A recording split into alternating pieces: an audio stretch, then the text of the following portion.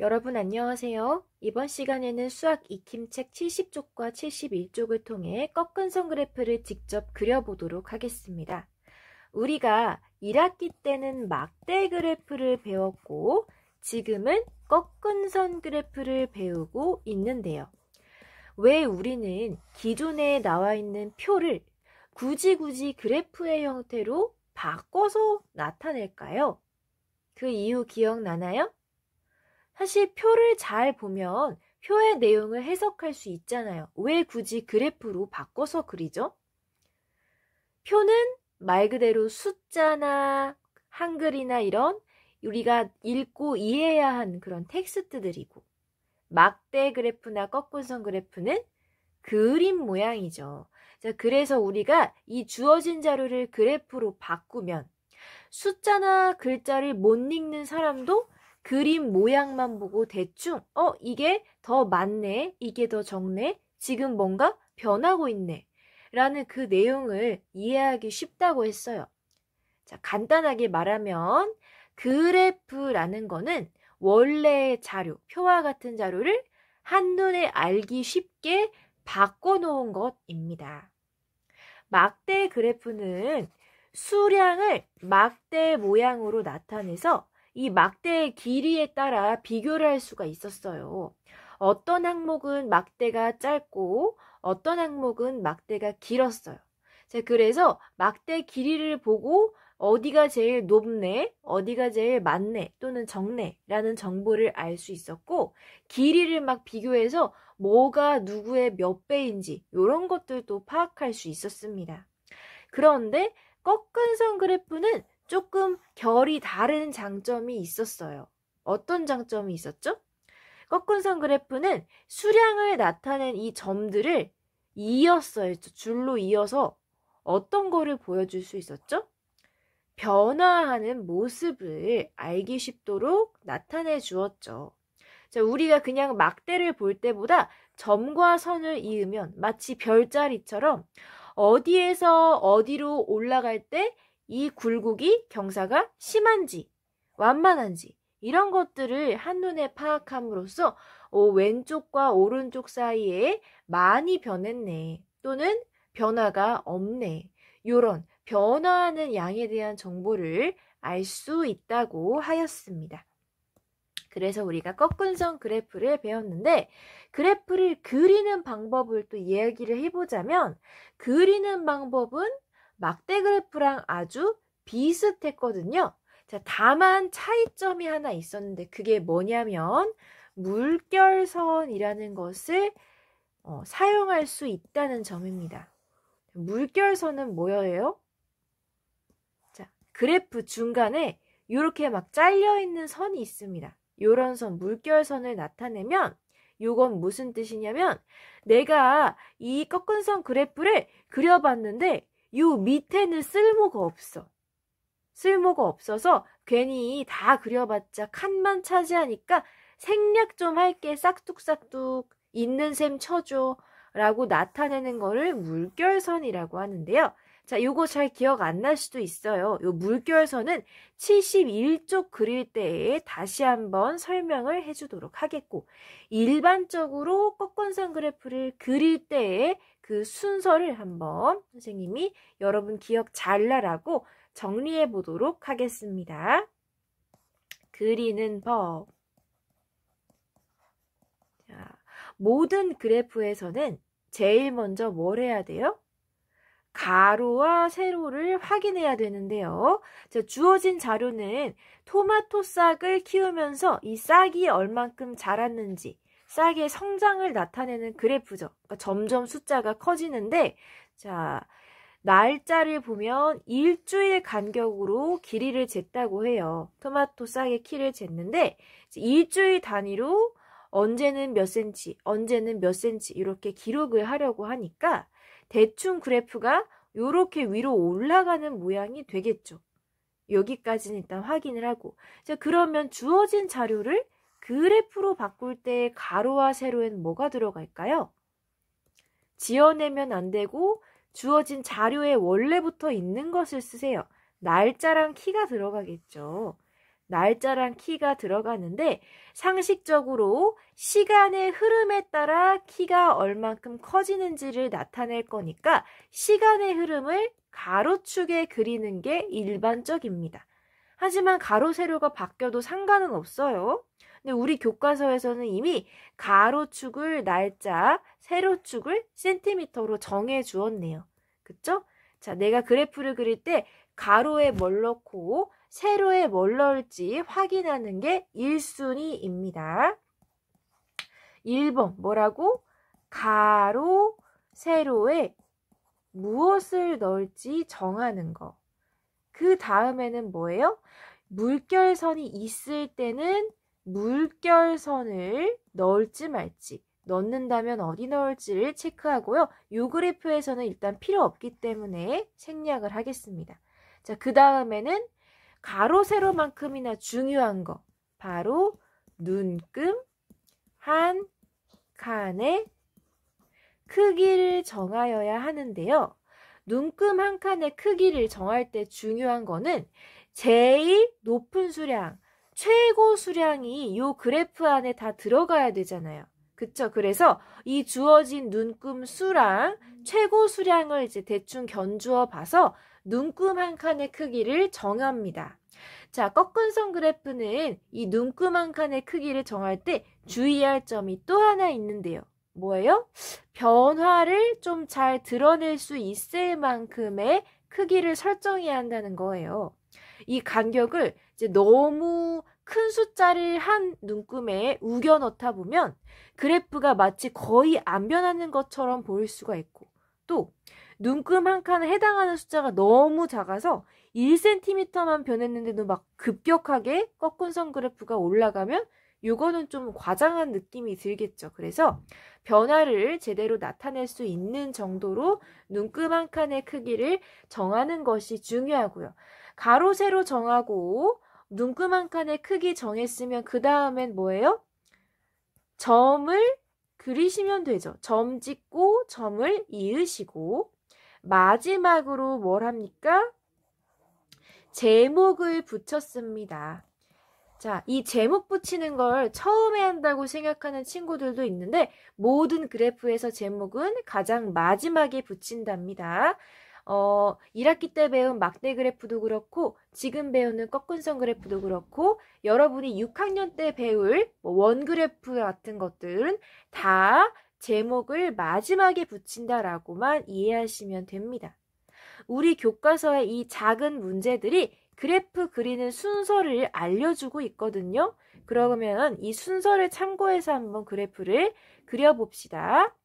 자, 다짜고짜 그래프를 그리기 전에 자료를 좀 살펴보면 1일, 8일, 15일, 20일, 29일 일주일에 한 번씩 토마토의 길이를 재서 싹의 길이를 재서 거의 한 달 동안 재었다는 것을 알 수 있고요. 키가 처음에는 2cm였는데 마지막에 쟀을 때는 11cm로 무려 9cm나 성장을 했네요. 처음과 끝에는 차이가 요 정도 있고. 자, 그러면 일주일마다 얼만큼 컸는지를 확인해 볼게요. 자, 1일에서 8일 첫 번째 주에는 플러스 2만큼 성장했고 그 다음에는 플러스 1. 자, 그 다음에는 플러스 2, 마지막에는 7cm에서 11cm로 무려 플러스 4만큼 성장을 했습니다.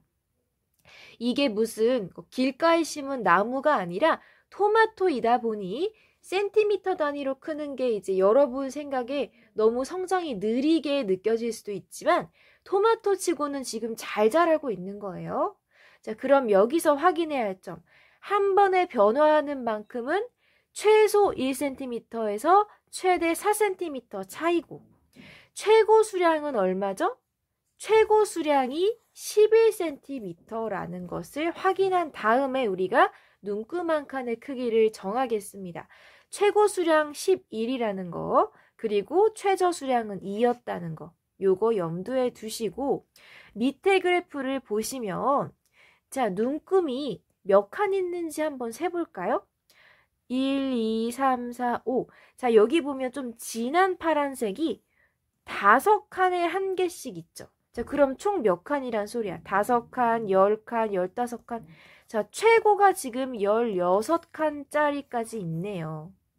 우리가 위에 본 자료에 의하면 최저 2cm에서 마지막에 11cm까지 성장한다고 하니까 11cm까지 성장한다고 했을 때 눈금 한 칸을 1로 잡아도 이 안에 충분히 들어갈 것 같죠? 그쵸? 충분히 이 칸 안에 들어갈 것 같고 이 토마토가 보통 성장을 뭐 한 번에 1cm씩 할 때도 있고 2cm씩 할 때도 있는데 최대 4cm 증가했었으니까 그냥 눈금 한 칸을 1cm로 그려도 괜찮을 것 같다는 생각이 듭니다. 자, 우리는 지금 그래프가 어떤 추세를 보이는지, 어떤 성장을 보이는지 파악하고 최저 수량과 최고 수량을 한번 본 다음에 눈금의 개수도 세가지고 대충 어떻게 그릴지 한번 틀을 잡아본 거예요. 보니까 그냥 눈금 한 칸 1cm로 놔도 될 것 같은데? 라는 판단이 든다라는 거죠. 자, 그러면 이제 교과서의 지문을 보면서 그래프를 그려볼게요. 이때 없는 것을 새로 생각해서 지어내지 마시고 자료를 한번 보세요. 가로와 세로에는 어차피 들어갈 게 얘랑 얘인데 이 중에 가로에 날짜를 쓴다고 했으니까 세로에는 뭘 써야 되겠습니까? 날짜 썼으면 키를 써야지, 그쵸? 자, 가로랑 세로밖에 없는데 가로에 날짜 쓰면 세로에는 키를 써야겠죠? 자, 키라고 적어주시고 센티미터는 단위를 말하는 겁니다. 그리고 우리는 아까 세로 눈금 한 칸을 얼마로 나타내기로 했어요? 그냥 1cm로 나타내도 될 것 같다. 만약에 1cm를 한 칸으로 했을 때 주어진 수량을 다 못 담는다거나 그래프가 너무 납작해진다거나 하면 그때 조정을 하는데 일단은 눈금 한 칸을 1cm로 해도 무리가 없을 것 같아요. 그쵸? 자, 요렇게 일단 써봤고요. 그러면 여기 우리가 생각한 것을 바탕으로 한번 직접 그려보도록 하겠습니다. 일단 가로, 세로랑 단위를 쓰려고 보니까 이미 가로축에 날짜 1일, 8일, 15일, 20일, 29일이 써 있고요. 세로에 단위가 써 있네요. 그쵸? 그럼 빠뜨린 것만 적어줍시다. 세로에 뭘 써야 되지? 여기 보시면 지금 굵은색 파란 줄 있죠? 여기다가 이제 눈금 한 칸의 크기를 알 수 있도록 어떻게 써주면 좋아요? 5칸마다 있는 여기에 5칸이 5야 라고 써줘야 얘가 눈금 한 칸을 지금 1로 잡았구나 라는 것을 알 수 있겠죠. 세로를 채운다는 것은 여기에 있는 이 굵은 선에 알맞은 숫자를 붙여준다는 뜻. 5, 10, 15로 적어주시면 누가 봐도 5칸이 5니까 한 칸은 1이겠구나 라고 알 수 있도록 지금 세로를 채워주십시오. 가로와 세로에 알맞은 말 썼고 세로 눈금의 한 칸을 정해줬으니까 이제 비로소 점을 찍으면 되겠네요. 1일에 2cm, 1일에 맞게 2에 점 찍어주시고 8일에 4cm, 자 8일에 4cm, 그 다음 15일에 5cm, 자 순조롭게 점 찍혀야 되죠. 22일에는 7cm, 마지막으로 29일에는 11cm. 요렇게 너무 동그라미가 커서 자, 요렇게 점을 찍었습니다. 자, 얘는 그냥 점 그래프가 아니라 꺾은 선 그래프이기 때문에 선을 그려야 되는데요. 어렵게 생각할 것 없이 점끼리 자대고 이어주면 되죠? 마지막 것만 좀 다시 그려볼게요. 요렇게 점끼리 이어주면 수량이 변화하고 있고 다른 때는 그냥 조금 성장하다가 막판에 22일과 29일 사이에 요때 한 번에 4cm만큼 폭풍 성장했구나라는 것을 한눈에 알 수 있습니다. 확실한 건 지금 자라다가 갑자기 키가 줄지는 않았다는 거겠죠? 계속 늘고 있다는 정보 하나랑 막판에 4cm, 막판에 조금 한 번에 많이 성장했다라는 정보까지도 알 수 있도록 우리가 그래프를 잘 완성하였습니다. 마지막에 뭘 써요? 마지막에 제목을 씁니다. 토마토 싹의 키라고 적어주면 되겠죠? 제목은 항상 마지막에 붙인다.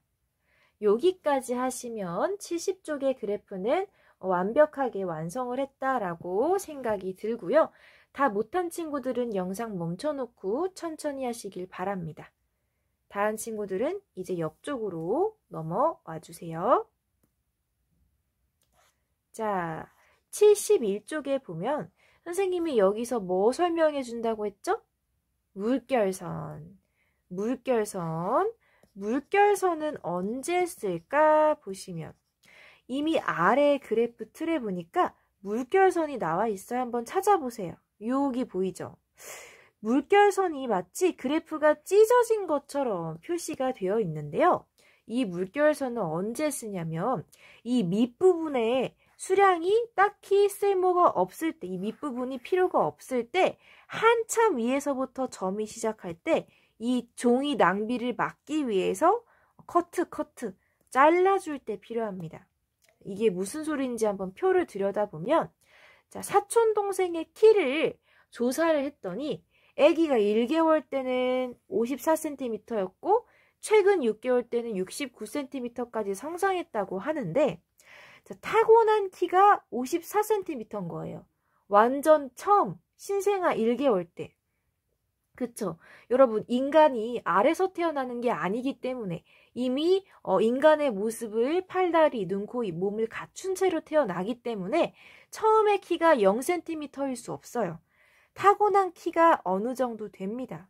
자, 그런데 그러면 54cm를 아예 완전 한 칸을 1cm로 놓지 말고 눈금 한 칸을 10cm로 놓자라고 이야기하면 54에서 69까지의 변화가 또 너무 안 드러나겠죠.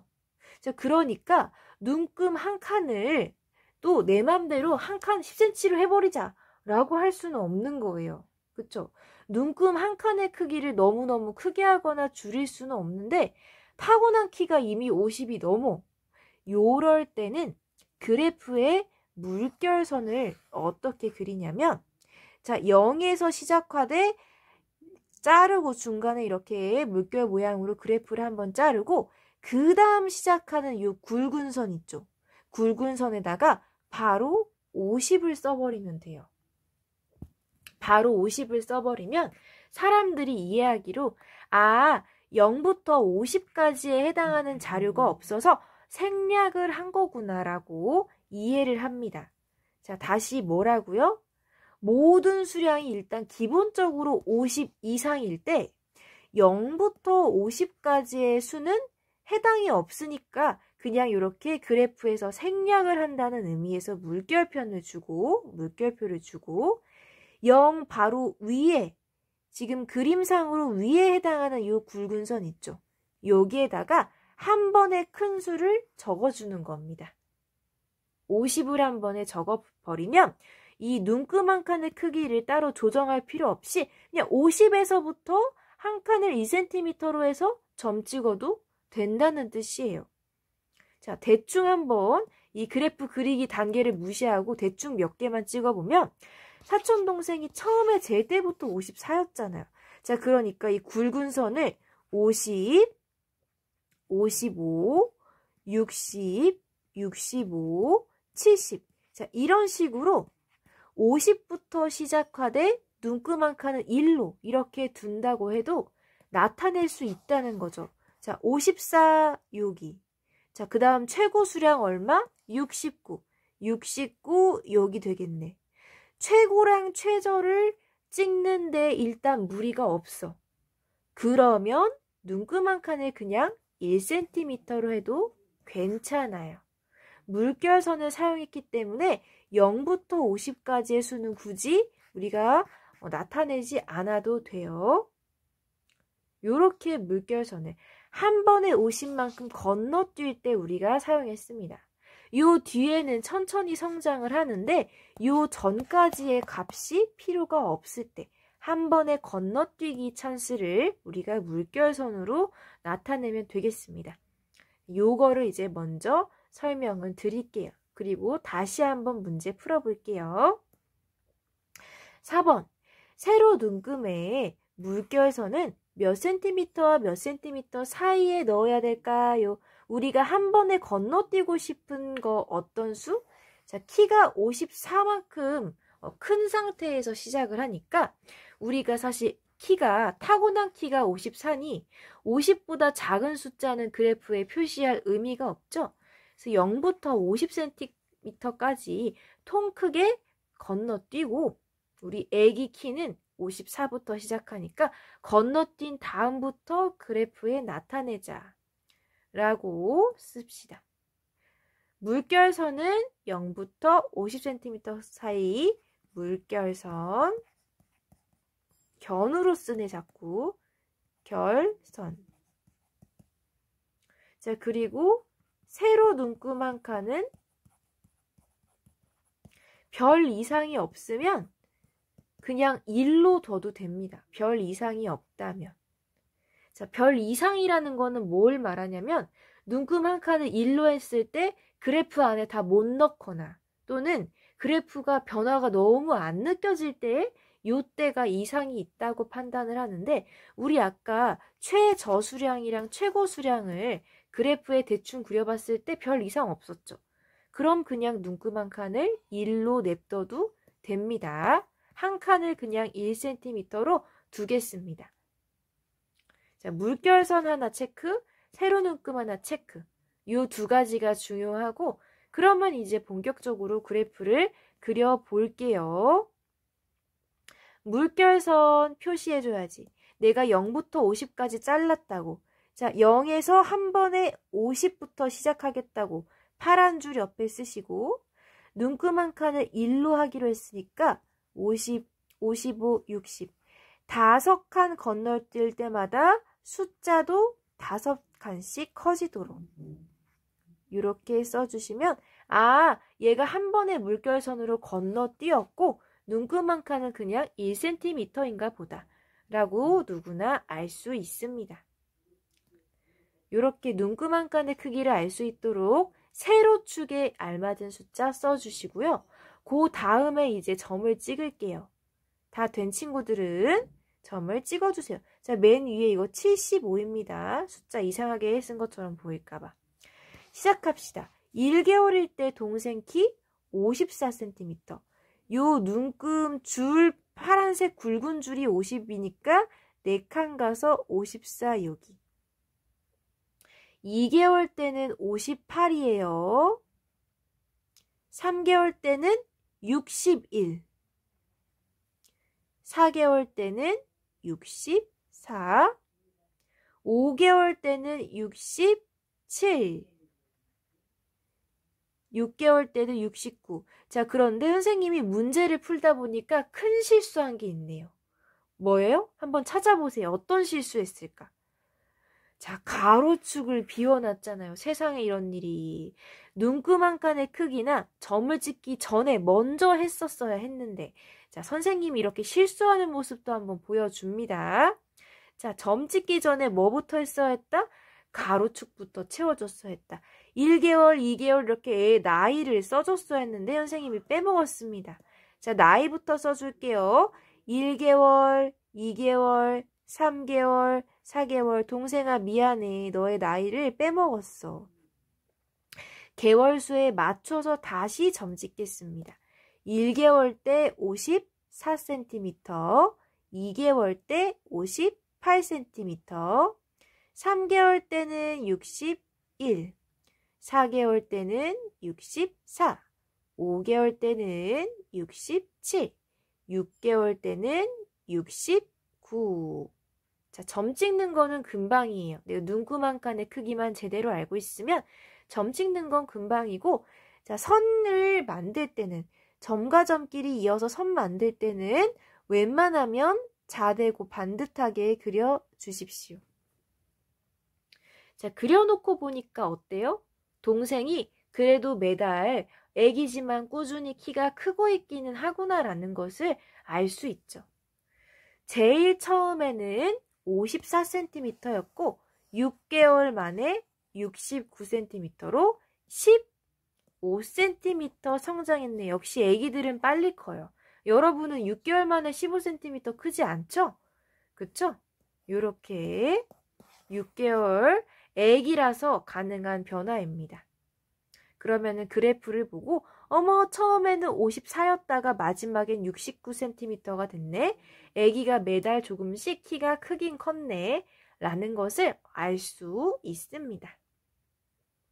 그리고 다 그리신 다음에 제일 마지막에 표의 제목과 똑같이 그래프의 제목 써주죠.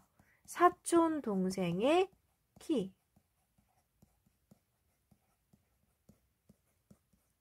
이렇게 한번 써주시고 여기까지 하셔야 그래프를 제대로 그렸다는 게 됩니다. 여기까지 하셔야 그래프를 다 그린 게 돼요. 우리가 70쪽에도 하나, 71쪽에도 하나 그림을 그려보았네요. 그래프를. 여기까지 되셨나요? 자, 요렇게 중요한 거 우리가 공부하고 있고요. 깜짝 문제는 여러분 곱셈 잘 기억하는지 확인하는 문제인데 요거는 여러분이 푸시면 됩니다. 선생님이 해주지 않을게요. 자, 우리가 이어서 이야기해 볼 거는 뭐냐면 자, 바로 그 밑에 있는 문제입니다. 한번 보십시오. 키가 가장 많이 자란 데는 몇 개월과 몇 개월 사이인가요? 요거는 사실 표를 보고 푸셔도 되고 그래프를 보고 푸셔도 됩니다. 한번 보세요. 키가 가장 한 번에 많이 자란 거는 언제예요? 이미 선생님은 그래프를 지우긴 했는데 표를 보면 처음에 한 번에 4cm만큼 자랐고 그 다음 3, 3, 3, 2 가장 어릴 때 가장 많이 자랐네요. 1개월과 2개월 사이에 가장 많이 자랐고 그 이유는 어떻게 알 수 있어요? 어떻게 알 수 있어요? 수량이 가장 변하기도 했지만 만약에 그래프를 보고 판단하면 그래프가 갑자기 변화했기 때문이죠. 그쵸? 그래프를 보고 한 번에 점이 확 올라갔다면 그거를 보고 우리가 알 수 있어요. 좀 바른 말로 정리하자면 그래프의 선이 가장 많이 기울었습니다. 선이 한 번에 가장 많이 기울었기 때문에 이렇게 급격하게 변한 거 보니 요때 키가 많이 자랐구나라고 알 수 있다는 겁니다. 됐죠? 여기까지가 이제 우리가 그래프를 통해서 그래프 그리는 연습도 해봤고 그래프 통해 알 수 있는 정보도 정리해 본 셈이 됩니다. 여기까지 이해 가나요? 자, 중요한 내용 우리가 한번 알아보았고요. 자, 다음 시간에는 또 우리가 그래프를 통해서 알 수 있는 점을 파악해 볼 거고 등교 수업에서는 이 교과서에 나오는 재미없는 자료 말고 우리의 실생활과 좀 관련 있는 자료를 그래프로 나타내는 연습을 해보겠습니다. 여기까지 됐죠? 자, 그러면 이번 시간에도 공부하느라 고생 많았고요. 다음 시간에 또 알찬 내용으로 공부해 보도록 합시다.